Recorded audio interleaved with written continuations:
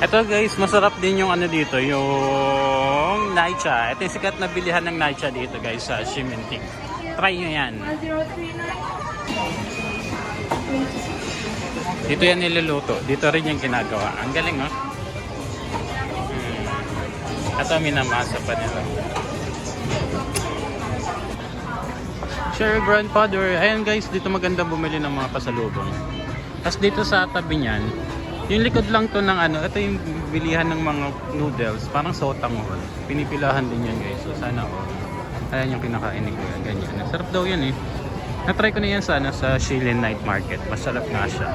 Pero sabi nila masarap daw yun dito. And since 1975 pa.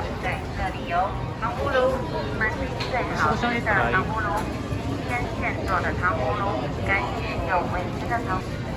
Ayan yung price niya guys.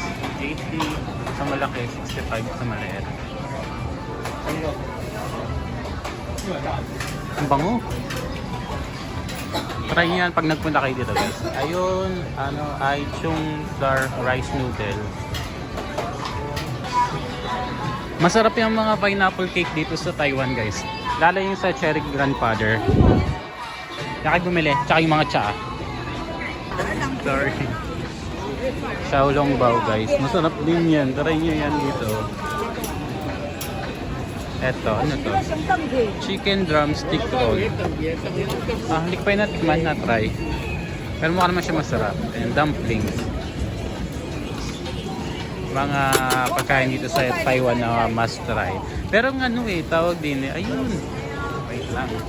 Ako na siya. Yung stinky tofu or yung shu tofu. Yun. Gusto ko siyang itry. Kaya lang ayoko. Hindi pa ako ready. Mabaho kasi. Ang arte ng putang ina. Sweet potato ball. Andito rin yung modern toilet guys. Sa tabi ng tita. Taas. Ito yung entrance na. Kakain ako dyan eh. Mga pangpupo yung mga team ng kanilang kainan.